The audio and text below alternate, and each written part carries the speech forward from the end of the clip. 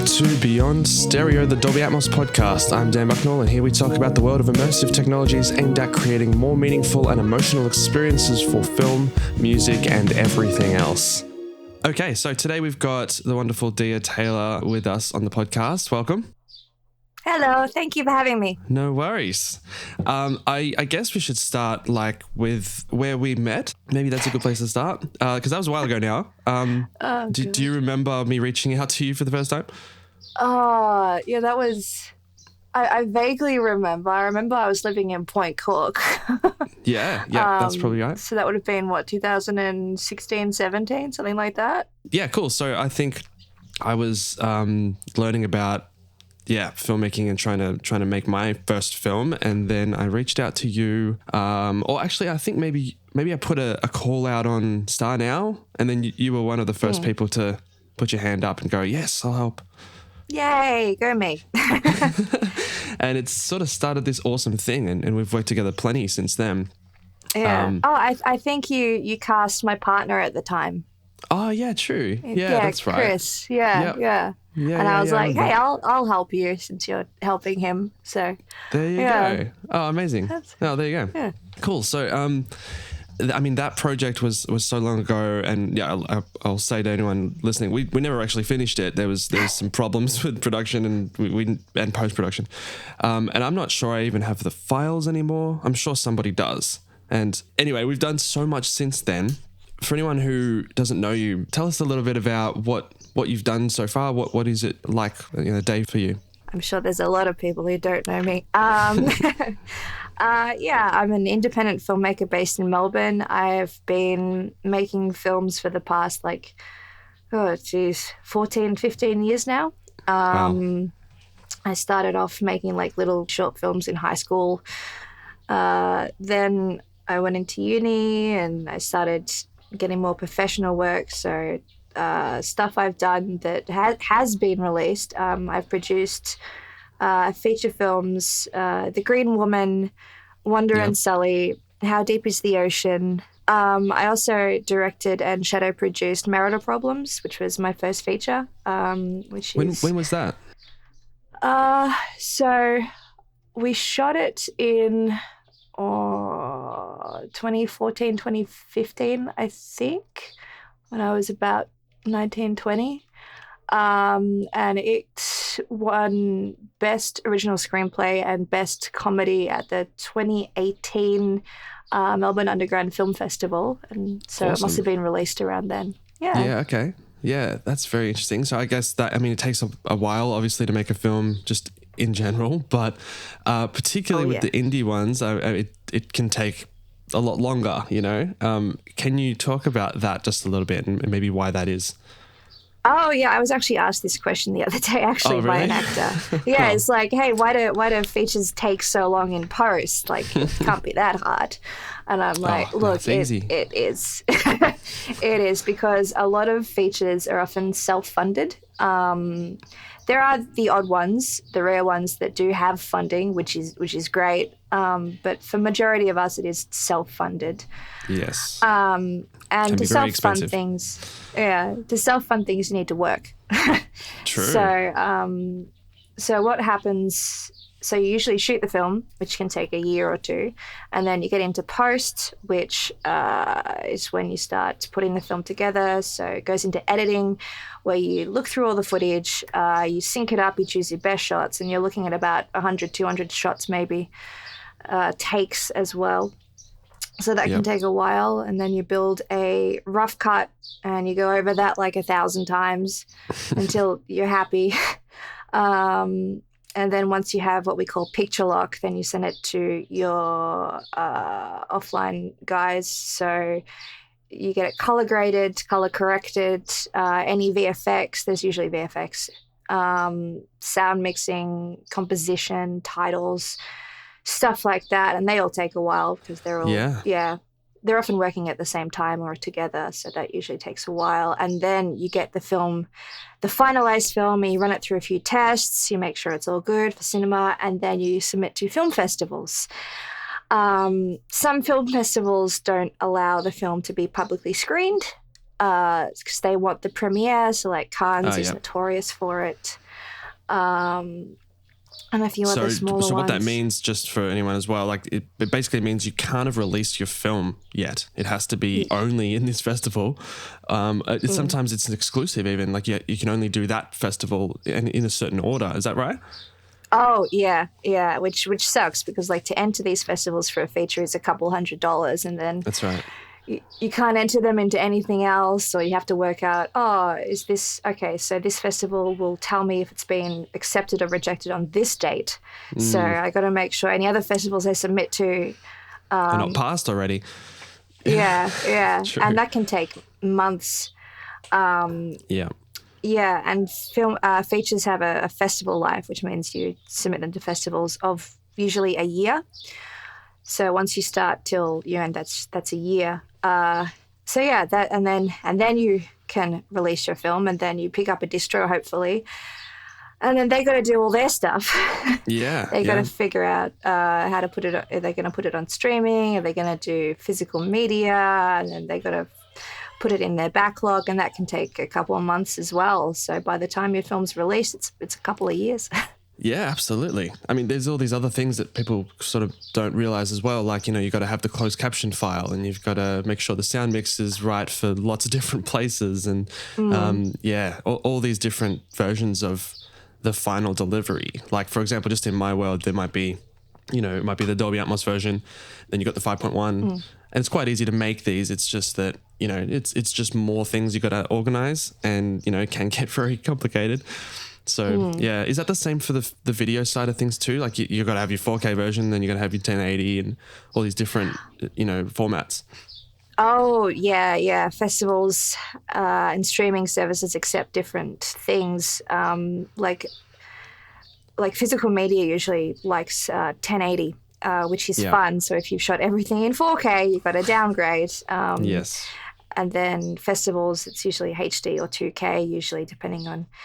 So, and then you got to have the the file to send to the festivals. So you got to export that. And then if, say, your film's going to go on TV, you got to make sure that your color grading is at broadcast standards. Yes. So there's that. And so many things. Yeah. It's a while. Yeah. The longest thing is honestly just like going through the footage and choosing the best shots. Like you have like continuity sheets that you write on each day. It's like, okay, this take was the best. But then you look at it and you're like, oh, but it doesn't really work with this other good take. So that's right. Yeah. So, I mean, that's kind of a skill right there. Like the editors have to go through everything. It's got to work in context with not just the scene, but also just the entire movie.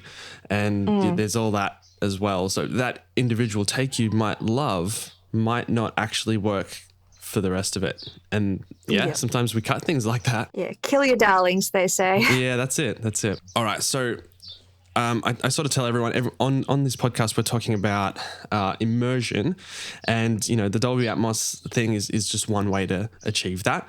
But really the audience has to feel very much immersed in the story, and that's pretty much paramount. Like that's the most important thing. How would you say you try to achieve that, working with lower budgets and things like that, particularly when you're self-funding, to still have that effect for the audience? Good question. So I should mention as well, I also run a film festival, so I get in a lot of other short film submissions. Like last year we had about 200 submissions that I had to watch. Wow. And one thing I noticed with a lot of them is their sound was terrible. Really? And that's an automatic no from me. Because, look, a lot of independent filmmakers I've noticed don't really think about sound, but sound is very important. Like it's I agree. What did my lecturer used to say? It's like 60% of the immersion is sound. So I would say, I would suggest to a lot of indie filmmakers to really focus on the sound, because like I said, when I'm looking through submissions for Studio 66 film nights and I'm stuck between two films and one has great sound and the other one I can hear the director say action or something like that. That has happened.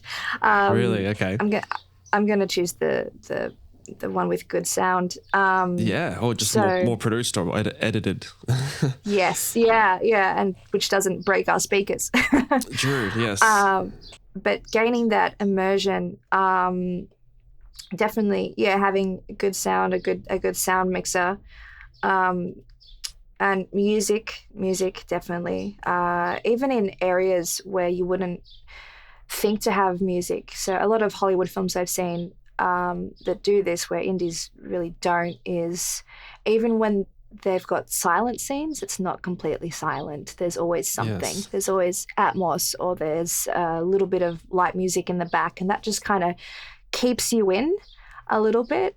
Yeah. Keeps you focused. So yeah, That's a big one. Yeah, for sure. What about when you're like writing? Because I know you do a lot of writing as well. Are you thinking about that immersive sort of thing in the story at all? And I'm not talking about the actual technology of the film necessarily. The audience experience is to sort of forget about the fact that they're watching a movie and just be totally into the story. How would you go about writing something when you know that, we don't have Hollywood budgets? How do you keep them in there for the process of writing, without the technology? Yeah, well, story is everything, especially with film. Like, all the technology is great. You could have the best camera in the world, the best audio, but if your story is terrible, everyone's going to hate it. Exactly, yeah. Simple as that. I would suggest, what I do is I try to write what I know.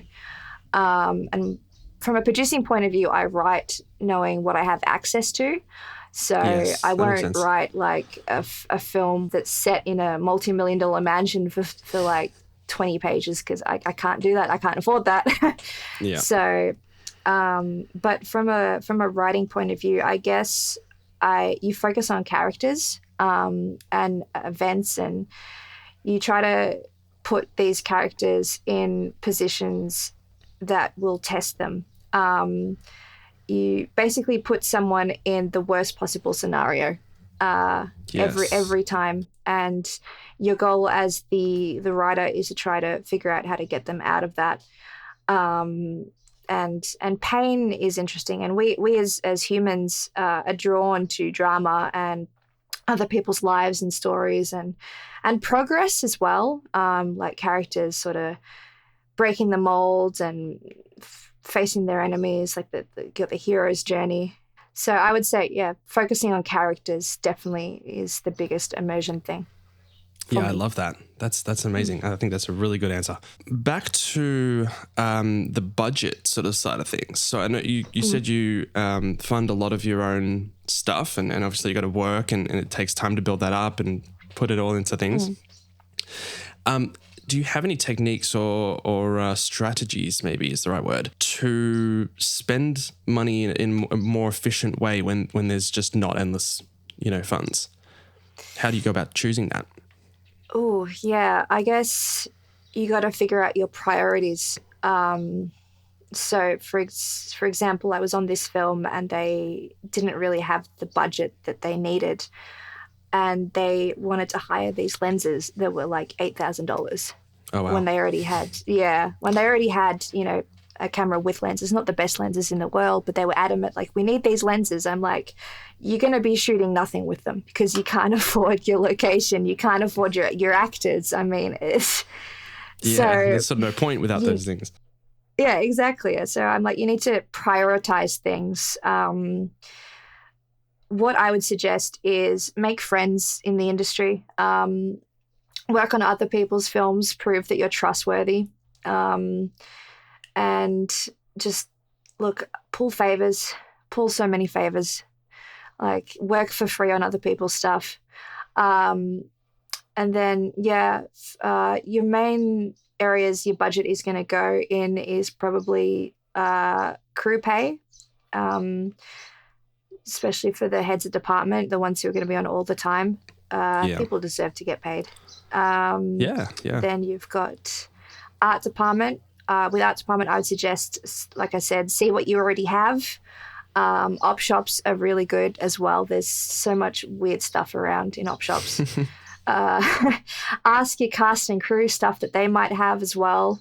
borrow stuff, marketplace, that'll save you money in art department. Yes. If you can't afford to pay all your cast and crew, then sink money into catering. The amount of times I've been on set where I've had Subway for like 5 days in a row and I just wanted to just shoot myself. It's always Subway or pizza. That's the two. Always. Look, I was hoping for pizza for just one day. I'm like, can we have something different, please? So I have friends who cook for me and make food, because you've got diet requirements as well for people. So yeah, definitely true. Invest in catering. You said before as well, just the collaboration of, particularly an indie crew, but any crew on any film is it's extremely collaborative. And I would say the networking thing and making friends, proving just, that just being a good person, I suppose, is it as well. And making friends, that makes the whole experience more fun, but also you probably get more out of everybody if they're all enjoying themselves. And oh yeah, I actually had an actor the other day say something about my sets, which I loved. Let me just find it, because it was so sweet. He said, on one end of the filmmaking spectrum, there's rushed, stressful and hostile work environments. On the far opposite end of that spectrum is Dia's sets. So that's amazing. I am all for having fun. You got to have fun while you get the work done. Yeah, absolutely. No, if you don't love what you're doing, then why do it? Exactly. I think you're right on it right there. And maybe that's a good time to segue into that. So with projects, and I know you've said this before in other podcasts. I know you did your, what was that thing called? I think it was the Independents? Yes, where I interviewed directors. And just, quick shout out, go check out Dia's Independence show. Check out my YouTube channel. Yeah, lots of fun stuff there. But yeah, you were talking about when you make something that you are passionate about, it's just infinitely better than the work that you're not passionate about. And that is true probably with everything. But particularly films, it really shows, I think, if it's not something you really, really enjoy and love and putting everything into, that shows in the work, and then you do lose the audience. And that's when you see some of these big movies that, maybe it started out as a great idea and they kind of just became a bit too corporate about it and soulless, lost all the soul. Exactly. Yeah. So how do you keep the soul in independent films? Yeah, well, when I started making films, like in film school, I just make films for the sake of it. Like, I'd be like, oh, okay, this is what the audience would like. This is what they'd be into. But I didn't really care about the characters or the story. It wasn't something that I'd had in my heart for years. And then in 2016, I think, I decided that I was going to make films that I'd been wanting to make for years. And so I made my short film Blue, which I had originally wanted to write and make when I was in high school. That did very well, didn't it? It has done very well. Yeah, there's a couple million views on that one. Yeah, it's pretty cool. It's scary. It's very scary. It's awesome. But no, so from that, I was like, no, I'm going to make films that I myself am passionate about. Stories that I've had in my heart. And I noticed a change, like in my own work, it improved. I cared more, I sat down, I focused more, and I just was prouder about releasing stuff like that. You can definitely look at my work and see which ones I wanted to make and which ones I kind of felt like I had to make. Definitely, I think it makes a world of difference when it's something that you really do care about. What are some of the other films that you've made like that? Blue was probably the first. Then after that, my short film Little Miseries, which I sank a lot of time and money and effort into. That took a while. And then that was a lot of fun to mix. It was very fun. And then after that, the current feature I'm working on, Jett, I've been wanting to make that for like over a decade now, and I'm finally making it, and it feels great. And actually tonight I'm actually going on set again. I'm currently shooting a short film, The Red Lights of Town, which I wrote in film school, and I got a HD for it, That's cool. which I wanted to make since then. And so I'm making that now, and it feels great. So yeah. That's awesome. Okay. So how long have you been wanting to make that one? So I wrote when it was film in... school? film school, which would have been 2014, so about a decade. Wow, that's incredible. Yeah. So you've come back to it, and now it's becoming reality. That's awesome. It's freaky just watching like these actors portray these characters that I've had in my head for years, and they're doing such an amazing job. That's why I love collaboration as well, because they're bringing life to these characters and emotions, and they're saying things and they're giving ideas for the characters, things that I wouldn't have thought of, and it's improving on the work. So yeah, no, it's fun. It's great. That's so cool. Back to Jett, because that's got to be something we talk about a bit. So I remember when you first pitched that one to me. That was like a while back now, and you're like, I've got this cool thing in my mind. It's it's about a band in Melbourne, and my ears pricked up immediately, of course. and you're like, we need to write and record music for the band, and like I remember you sort of heading towards offering me that, and you ended up doing that, and it was such a privilege to do. It was so fun. And look, I know we haven't finished yet, we can't talk too much about it, but what's something that you would like to share about that whole process, because we're sort of close to there. The end. Yeah, we're probably gonna here's a first, we're probably gonna have picture lock within a month, so exciting. Yeah, very exciting. Awesome. We're just finishing one VFX shot, and then I have to get some pickups, and then that is picture lock. So very exciting. That's amazing. Oh, Jett. Can't wait to work on that one. Yeah, far out. Jett has been the bane of my existence for the past couple of years now. I pitched that to you in it would have been like 2018, 2019, something like that. Something like that. Yeah, I remember it was before COVID, because we started shooting and then COVID lockdown happened, and I'm like, oh God. What do we do now? So people like, oh dear, why did Jett take you so long to film? I'm like, we were locked down for 2 years during production. And I think Melbourne was one of the tougher lockdowns as well, just in the world. So no, definitely it was tricky. It was fun because I had shoot days planned, and then we'd go into lockdown. I'm like, okay guys, we're going to have to postpone for 3 months. Like, to the actors, don't change your looks. Yeah, no one get a haircut.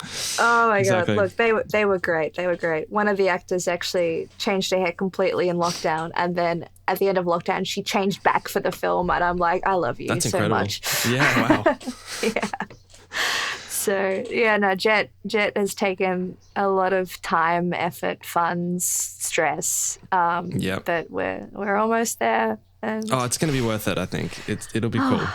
I hope so. I like the edit. So yeah, great. Yeah, I mean, I saw some of it a while back. I think I watched the edit, and it was looking really tight. I think I gave you a bunch of notes, but it was like, it's getting there for sure. I can't wait to see the final. And can you tell the audience here what Jett is about and some of the themes? Yes. What's my pitch? So Jett is about a band in Melbourne's underground metal music scene, and kind of their rise and fall from high school to getting well known to kind of it's kind of follows the kind of vein of, like, if you've seen The Commitments. So it's definitely a character-driven story. I like to refer to it as a musical. It is, but it isn't. Yeah, I know what you mean. Yeah. But no, it kind of follows the lives of the band members and their friends. So you've got Jett, the titular character, who's like the front man who wants everything, and his kind of downfall and how he ends up spiraling down. Then you've got Kitty, the bassist, who the band is kind of her way to show the world who she is. Flynn, the drummer, who comes out of his shell and stands up for himself with the band. Then you've got Drew, the manager, who finds purpose in his life, kind of, and follows his own path. Then you've got Sarah, Drew's sister, who helps the band a lot. And then you got Ronnie, Kitty's friend, who's kind of like also, it's basically they all kind of find their own path. It's a kind of coming of age story. So yeah, that's a good way to say it. Yeah, for sure. Yeah. I love that. I can't wait to see where this goes, because like I mean we haven't started like the mixing side of that yet, and it is going to be a Dolby Atmos production. That's just super exciting. Like just relating back to Beyond Stereo, the Dolby Atmos thing. That's like a really cool thing that you don't see too much with independent films, particularly in Melbourne. And it's rising, but I think it's going to be a really exciting way to watch the film, or even just make the film. And I thought, it might be interesting just to quickly talk about that, because, a lot of people are still asking questions about that. I think the whole point with Dolby Atmos is to give more opportunities for, placing sounds anywhere within the 3D space. And when we're doing that for this film, I think that's going to translate even beyond, actually listening to it in full Dolby Atmos, even in 5.1, even in stereo. It's going to make a better mix, particularly because it's so musical. Yeah, no, I remember when you pitched it to me, and I was cautious at first, but then I thought about it. I'm like, no, this film needs Dolby because it's very sound driven. It's about a band, and we've got live performances and music, and so I'm very, very keen to hear it. For sure. Yeah, it's going to be very exciting. All right, guys, we're going to quickly pause here and show you Jett's teaser trailer. There will be another trailer coming out closer to when the film is released, but for now, enjoy Jett's teaser trailer. This story doesn't have a happy ending.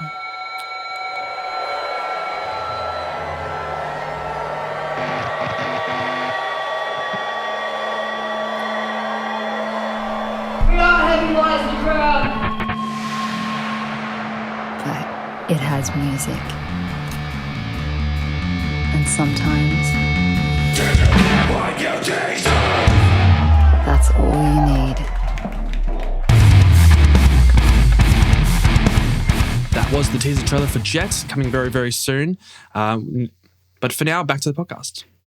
So you said your first feature film, what was that again? Was it Marital Problems? It was, yes. Okay, the first one I directed. Right, okay. What was the first one you worked on then? The first one I worked on was actually The Green Woman. Okay. I was hired to assist with auditions when I was in film school, and the director Kestra and I kind of became friends, and then she brought me on as an assistant director, and then I helped produce. So, yeah, great. Okay. Awesome. All right. So I was going to say, like, how did you get from, short films to feature films? But I think you kind of just said it. Networking. It was definitely a change, jumping on a feature, because we had somewhat of a budget. So we were shooting for like a month straight. So I basically lived in Werribee. Which I didn't live in at the time. That whole film is set in that house pretty much. It is, which was great because we were shooting like in summer, so it was boiling, and so we'd have all the fans on, and then we'd be like, okay, we're rolling, turn the fans off, and the crew would be like, no. Yep. I can imagine. That's full on. But yeah, going from like short films where you shoot for 1 or 2 days and you have breaks, and it's more relaxed, a feature where you're on for like 29 days, day after day after day, call sheet, 8-hour, 10-hour days. It's just, and you've got to make sure continuity is in point, because like, we shot the previous scene 7 days ago. What was that continuity? It's a big change. Yes, I can imagine. Yeah, it matters a lot, really. Particularly when it is, a sort of smaller scale thing where it's very intimate in one place. You notice things like the continuity because you're pretty much just looking at that. There's nothing else to distract you. Yep. So that's a big one. So going back to networking, so I reached out to you, or we originally spoke on Star Now. Is that still the norm? What's the way people network these days, and how can people, because I think that's something that people ask about. How do you get good at networking when, what are you using to do that? Yeah, I'm going to tell you a secret. I hate networking. I'm not good at it. But you're so good at it. I don't think I am. I am notoriously shy, but I push myself. Star Now is interesting. Ever since they've changed to being a paid site, they've definitely lost the smaller people, which sucks, but I can see why they needed to do it. I'm still on Star Now, and I definitely use it here and there.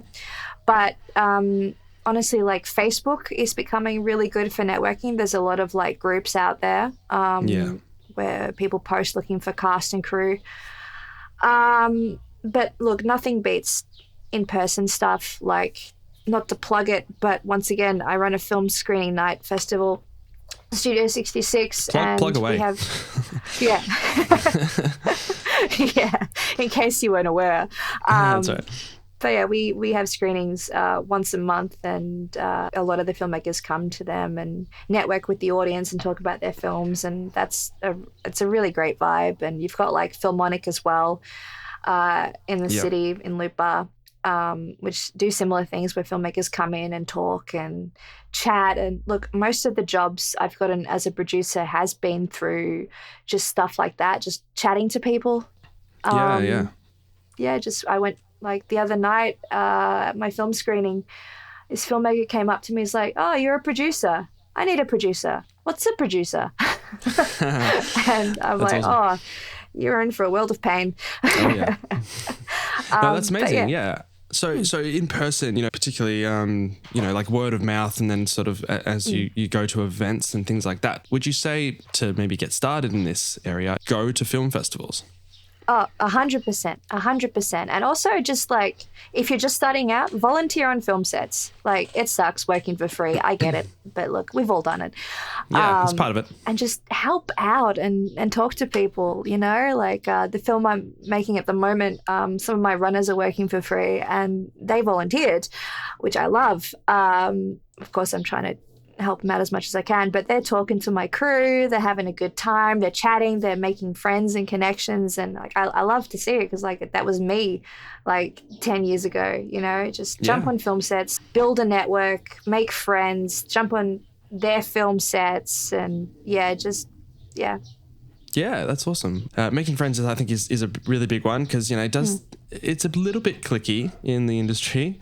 But not completely, but yeah, I mean, everyone's sort of helping each other, but at the same time, I think a lot of people tend to use the same crew again and again, and that's awesome if they find the people that work for them, and that tends to be the thing. But yeah, you're building your own crew, or if you're trying to make waves, and join different areas of filmmaking, in Melbourne or anywhere else. Yeah, that's an interesting thing. So go to events, kids. Go do stuff. Yes, definitely. Awesome. Come to Studio 66. Yeah. Next I need to go more. I haven't been in a while. I'll come to the next one. Yes, next season is next year, so it's gonna be fun. Awesome. But no, definitely, get out there, go to events and make friends. In terms of like when you're on set and you're managing a lot of different people all at once, do you have any workflow tools that help make a difference, making that more organized? Or what are you doing to make sure everything goes smoothly? I guess so. What I do on a lot of films is I produce an AD, because I find that works the best, because then I can be producer on set. And as an AD, you gotta kind of deal with a lot of problems, and instead of going to the producer, you being the producer is a lot faster, because you're like, right, someone's like, oh, this has happened, and they're like, okay, I'll sort it as the producer. Cool. Okay. Yeah. So you're sort of managing it from the producer perspective. Like, do you use a computer? Do you do it on like notepad and pen? What's your preferred way of handling all that? Well, I guess as an AD, so I'm old school, so obviously I do the call sheets on a computer, and then I have them printed with me. And a lot of ADs I know do use like iPads and whatnot to keep an eye on things, and use like cell text and all that. But I'm old school. I do things by hand. I find that's a lot easier. Cool. Sometimes faster. Yeah. It is. And if something changes, I'll just email everyone instantly. I'll be like, hey, tomorrow we're actually starting later, or we're starting earlier, or yada, yada, yada. Yeah. And I suppose you're not relying on technology as much. It's just, you're sort of whatever needs to happen, you can just do. Oh, Garen, 100%. I don't trust technology. But yeah, and film sets as well, they're a hierarchy too. So as the AD, I will mainly talk to the heads of department who then run their own departments. So the director of photography, the cinematographer, will keep an eye on the camera department, and like the production designer will keep an eye on the art department. And so I'll kind of tell the heads of department to something and they'll relay it. So it's definitely a hierarchy. Manage their own teams. Yeah, awesome. Okay, so what kinds of technology do you definitely have to rely on then sometimes? Do you have any sort of things that just a necessity to do what you do? A camera helps. Definitely. Yeah, definitely important. You've got making a film of the mind. That's right. Yeah, imagine what we were doing on set. Yeah. Let's put all this money into imagining. I always have my phone on me. As an AD, producer, or director, it's always on me. Yeah. Is definitely something. Recently, I have been using my iPad a lot because it works as an external monitor, which is great. Instead of back when I first started, you'd have an external monitor that was attached to the camera, and you'd have to you can only be like a meter away from the camera at all times. But now I can kind of just watch the footage from anywhere within Signal. That's great. Is that an app? Like, what are you using for that? Yeah, so it's software and hardware. That is a game changer. We were shooting a feature last year, CCTV Nasty, and the way we did it was all the cameras were designed to look like security cameras, so they were all up high, and so the director couldn't actually see the footage unless he had that app connected, and he'd look at his iPad, which was great, and then he'd kind of evaluate the shot from that. So that's how we were able to look at the footage that we were shooting with a camera that's like 5 meters up in the air. Yeah, wow. Okay, well, so it sounds like you absolutely needed that to do anything. Yeah. Okay, that's awesome. Okay, so I've got another question about distributing indie films, and this is one I'm sure you've got a lot to say about. No, it is. Distro is definitely hard, like especially for indies.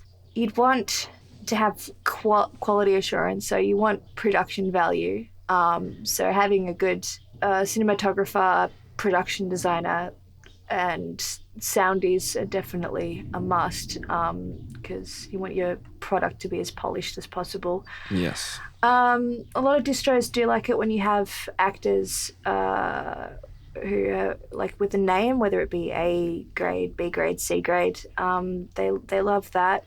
Also being organized as well.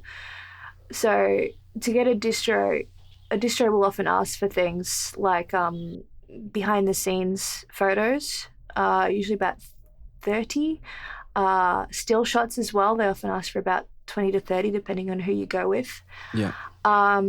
They'd also want to look at your budget. So I would suggest just keeping an eye on that, like listing all your expenditures, the date that you paid them. Essentially think of it like an audit. Yeah, okay. What else do distros like? Extra content. They really like extra content. It really adds to it, especially for like physical media. So like having interviews, behind the scenes footage. Yeah, so stuff like that. Having a poster is really good, and promotional material. They love that. They love promotional stuff. Yes, less for them to do, I think. Oh, yes, yeah. You will get distros that if you don't have any promotional material, they will make some for you. And you don't I know want with the that. Green Woman we did that. We had that. We had some production stuff, but I guess there wasn't enough for what they wanted, which is okay. But getting a distro as well, it's a toughie. We've got a few good distros in Australia. Bounty are fantastic. They're really good for indie guys. But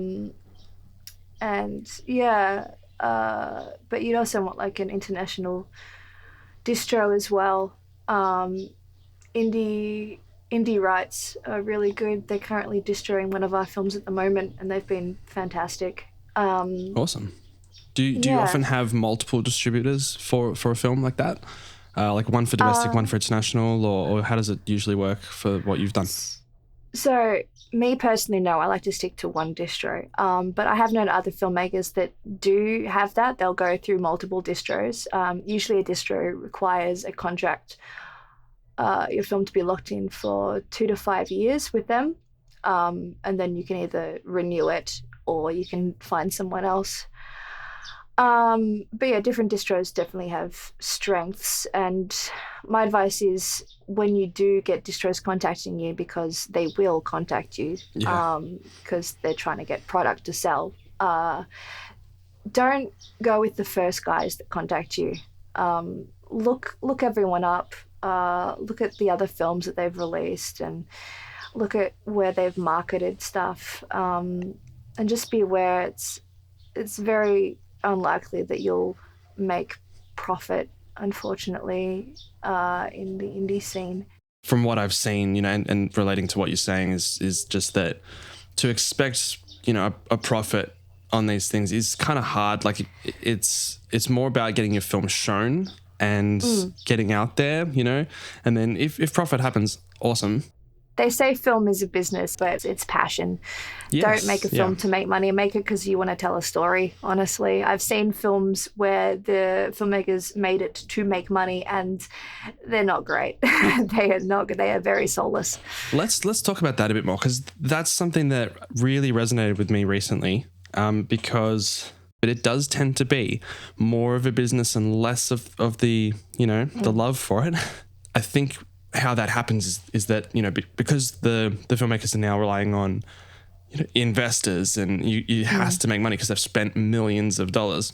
Things like that now becomes a bit more of a pressure than just making something you love. And because of that, they're making decisions that aren't really creatively helping the film. They're more business, promotion decisions, and it actually can kill the initial, passionate idea that you might have had. So that's a problem, and I think, you've hit the nail on the head there, that make things because it's awesome, because you love it. Well, I've noticed that I've worked with a lot of crew members that have worked on mainstream sets before, and they say to me, they're like, we enjoy working on indie stuff because no matter what our role is, we can collaborate, whereas on the more mainstream stuff, you feel like a cog in the wheel, Yeah. You can, and they say, no, we love working on indie stuff because it's fun. We feel valued. Yeah, well, that's it. At the end of the day, what are you trying to make here? You're just trying to make another thing that's just sold, or like people don't like being sold to, by the way. But, No. are you trying to actually change someone's perspective or give them an insight to something or feel something? That's the real reason we make films, Yeah, that's why we express care. ourselves and tell a story. Yeah, and that's why people watch movies too. Because how many times have you been to the cinemas and there's a new film and you watch it and you go, wow, the production value was so high, but I don't even remember what the story is about. I don't even care about any of the characters. And it's like, story is none of it everything, mattered. like I said. Yeah, exactly right. Yeah, so that's a really cool thing to just remember when you're doing this stuff, or when you're getting into this industry, that, ultimately remember why you're in it, because it's for the love of it. It has to be. Oh, agreed. What do you see for the future of Melbourne's independent scene? That is a good question. I've been in Melbourne's indie network for a decade now, and already I've seen a shift, especially with new technologies like Black Magic Design has changed the game. They're a Melbourne company, which is amazing, and they make fantastic cameras at affordable prices. So now everyone can kind of make quality stuff. Like when I first started, I was working on what was I shooting on? In high school I was shooting on a Sony Handycam, which wasn't great. And then after what you had. After that we were lucky to get a Sony F5, maybe, or a C100 or something like that. And now I've got 2 Blackmagic cameras myself, and they're fantastic. So technology has definitely allowed more people to kind of create quality stuff. a lot more women are definitely getting into film, which I think is fantastic. Like when I first started, it was very much a boys' club. But now I know of a lot more female DOPs, a lot more female soundies, female gaffers. Yeah. Which is great. I mean, you got the Melbourne Women in Film Festival, which is fantastic as well, supporting women in film. Yeah, I think that there's a real push now to say, where are our girls? Let's do this. Yeah. And that's like, amazing. I remember a couple of years ago, 10% of directors in Hollywood were women. 10%. That's crazy. It's hopefully gone up since then. But there's definitely, more people are getting access, and Blackmagic's helping, and AI is definitely going to be a game changer. AI is a touchy subject because like it's interesting. I was in Europe recently, and I went to a film festival, and one of their nights was a music video night, and half of the music videos they showed were done by AI. Wow. Okay. And I'm like, this isn't an artist's work. This is, you've typed something into a computer. Like, it was all AI. So I hate that it's taking over from people's creativity, because mistakes make art, That's true. But I definitely see it as a tool to use. That's it.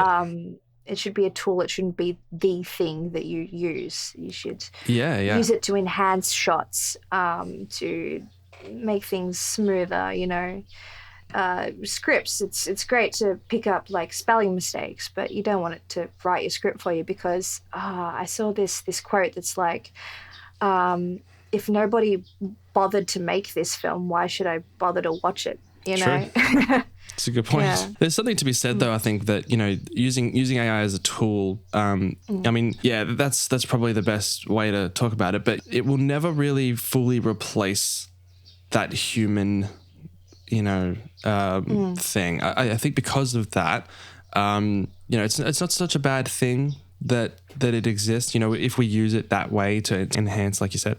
But I've seen some stuff that's like really, really amazing from AI, but then I've seen some stuff that's just like, that's clearly not quite there. And look, it might get better, but ignoring the fact that this technology does exist, and completely being off to one side, going no AI at all, that's probably maybe the wrong approach, and you might get left behind because of what's how it's working. But then at the same time, if you go all in as well, that's probably the wrong approach as well. It's somewhere in the middle, as always, with the balance of, okay, how do we use this to make what I'm doing even stronger? And that's maybe the right way to do it, Like, I think you said it pretty well, but yeah, like, I think that's an interesting take, because I've seen people from both sides, and they're like hard sides there, where it's like, love AI completely or not at all. And it's like, well, it's got its place, but it's, not to replace people. There. Yeah, absolutely. Yeah. Okay, cool. Social media. Well, I mean, you've done pretty well on YouTube, I know. So you've got quite a few subscribers on that. I sort of, it's loosely social media still. Yeah, I don't know how that happened. I really don't. When did it start to do that? Because, I mean, I know, Blue was quite a big one, but then since then you've had some other pretty big videos as well. So what's been your experience on YouTube then? Yeah, YouTube's interesting. So my very first short film, Jane, got popular, which is an LGBT story. That, I don't know how that got popular. That kind of kept getting views, and I was like, oh, okay. And because that got views, then film festivals reached out to me, and they're like, can we screen this? And I had a distro be like, hey, can we distribute Jane? I know it's on YouTube, but we would also like to distribute it. I'm like, sure. Wow, that's cool. Yeah, so that was weird. And then Blue started to pick up views, and that was really nice. And then Andrea's Son, which is a film that I shot ages ago. That I remember that one with back Ollie. when I didn't know. Yeah, back when I didn't really know what I was doing. And that is in the millions of views, and it's like, oh, this is how people are remembering me. Well, it's a starting point, I think. On YouTube, people are probably drawn to, trends and things like that, or whatever's trending at that time. And particularly, with the LGBTQ plus community, obviously not a lot of people were talking about that probably at that time. I mean, it's always you know, it's been a more popular thing to, you know, try and improve the awareness for as well. But yeah, at that time it may have been that, you know, people were really looking for someone to have a voice about that, you know, because it's a very, very important thing, and people want to feel like they're understood, and that, you know, there's so many people that didn't feel like anyone had their back. So knowing, when films come out like that showcase that idea, and, you know, just promoting love and all those sort of things, that's meaningful, you know. It has a lot to do with what you were trying to say as a filmmaker and as a person, and you know, that's probably what resonated with people, I think. Yeah, I like to imagine that. I definitely beautiful. like to imagine that. Yeah. So what are some of the other ones on YouTube? I might actually just look it up right now. Let's just Those find are kind one. of the three big ones. Yeah, okay. That have gotten known. It's been a while since I looked at this. Huh. Little Yeah. Red String. Actually, yeah, I remember that one. Yeah. So what was the what was the idea for that initially, and how did it evolve into what it is? Yeah, Little Red String. So, released 9 years ago. 14,000 views. What? Not bad. I wanted to just make something. I remember I wanted to make something, and I love this. I think it was a Chinese proverb that people who are meant to meet are connected by a little red string. It can bend and tangle and all that, but it'll never break. And I wanted to create something about that. So I got in touch with a friend of mine, Joel Johnson, we just like, hey, let's make something. And That's amazing. We made it in Geelong. So That's so cool. I remember. Yeah. I'm looking at it now, and I'm like, I have definitely seen this one as well. That's a great little film. It's awesome. How long does that go for? It's like a minute long or so. A minute 24. Yeah. Oh, wow. So you can say so much with just a minute. How amazing is that? Oh, yeah, that's what I love about film. You can a picture's worth 1,000 words, and films are 24 pictures a second. Yes, So that's right. what does That's that true. say? But, 100%. Yeah, no, that's a really good example of, you know, how much, you know, you can really put out in terms of like an emotional thing, which again ties back to, you know, that whole emotional experience for an audience, taking something and they apply their context to it from their own lives. And then, you know, it's like music as well. When you listen to a song that you feel like was just written for you, it's you know, your own movies can do the same. interpretation. Yeah, that's right. And it sort of means something even more. And that's pretty special, I think. Speaking of Joel, I should have got him on here as well to talk about this, but I was going to say, I remember a film that you were talking about a while ago. Do you know what I'm going to say?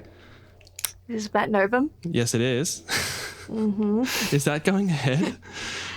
I really want it to, but I think it was a bit too big for us at the time because Sure. it's a sci-fi feature.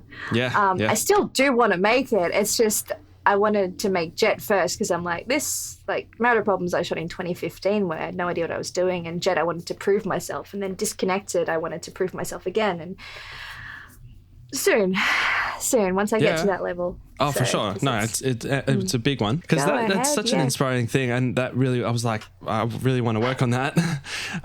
When we were talking about it, and yeah, it's like it'll happen. Awesome. Okay, well, look out for that in the future. In the future, yeah, Fair enough. It will happen. It will happen. So. Cool. Yeah. All right. Yeah. So that's maybe a distant future, but that's okay. So that's going to be a really fun one when we do that. So I was going to say as well, our first project together that we actually did, it was in preparation for, you know, that first one, the Fabian Singh one that me and my cousin wrote. Box. Do you remember Box? I'm looking at Box right now. Oh my goodness. So There's the thumbnail. yeah, I'm looking at it too. And the thing is, with Box, like I was so fresh. I had no idea what I was doing. And I pretty much wrote it as like a self-contained thing, literally. But then also, you know, to just exist as like a fun experiment, you know. And really, I had no idea, even with sound in films, it's pretty ordinary in terms of the sound. It's a learning curve, it you know. was. That's it. And I think that's the point I want to make. So with maybe you say your first film ever. Mine was Box. And I feel like I've come so far now. I've released multiple feature films internationally distributed, and some have gone to Blu-ray and things like that, as for you as well. And there's some incredible milestones for both of us. And Box being my first, what was your first film ever? And how bad is it? No, I'm sure it's not. But what have you learned since then? Yeah. I like to tell people my first film was Jane, but in all honesty, it wasn't. That was my first somewhat decent film. Okay. My first film that I kind of made on my own, well, not on my own, but where I was kind of in charge, is I'm looking at it now. It's on my YouTube channel. It's called Beauty and the Beast. Apparently I released it 11 years ago. So about this guy who's tormented by his lover who he kind of, murdered, because I'm a very happy person. No, it makes for good art when there's it dark themes. I like it. So no, we shot that when I was in high school. Okay. Many, many years ago, and it was in my backyard with a Sony Handycam, and in my hometown back then of Geelong. We had no idea about permits. We had no idea about sound. All the audio was done in camera. Wow, yeah. Yeah, I That's brought incredible. on some actor friends, and it was, I've definitely come a long way since that. My partner's like, oh dear, you should remove that off YouTube. It's not a good look. And I'm like, no, I don't want to. I know. That's a representation of where you came from. That's amazing. Exactly. Never remove that. It's proof. No, it's proof that I've changed and I've grown, and I watched it the other day for laughs, actually. And I'm just like, oh God. But no, that was That's awesome. 11 years ago. Probably more, actually. That's Probably more crazy. because I changed YouTube channels. I'm looking at the credits right now. So Joel was Yes. in on that one as well. Yes, he edited that. I remember because we shot it, Damien and I, and we're like, who's going to edit it? And I'm like, hey, I know. I know a guy. Hey, Joel, edit this. Oh, and I've seen another familiar name here who I'm probably going to get on the podcast pretty soon too. A really good friend of mine and yours, Darby. So he was on this one as well. That's cool. He was. That's when I first met Darby, actually. Really? Back then. Yeah, we both grew up in the same town, and we had a mutual friend, Damien, and I needed an actor. And Damien's like, well, this is my friend Darby. No way. Yeah, so that was... And we love Darby. We work with Darby all the time. That's good. We do. We love Darby. He's also the cinematographer and director of photography for Jett as well, upcoming. So He is indeed. that's very exciting. How much would you say you've worked with Darby then now? Oh, God. Lots. I've known Darby, going on 13 years or something now. And when we met, we kind of just became friends, and God, he's probably been DOP on majority of my short films, if not all of them. That's awesome. The short film I'm working on at the moment, The Red Lights of Town, is probably the first short film I've made where he's not, a second short film I've made where he's not DOP. Yeah, right. And it's a weird feeling. So no, I've worked with Darby a lot. I do tend to work with the same people because we're friends. We get along. We trust each other. And well, that's a huge thing. Fun. It's the best way to be, fun. just like we're all one big happy family, really trying to do some cool stuff. And that's what's the most important, I guess. Yeah. Yeah, we'll wrap it up in a sec. But yeah, no, I just wanted to finish with maybe one thing that you just love about, we've spoken about so many, but one thing you love about the Melbourne independent film community.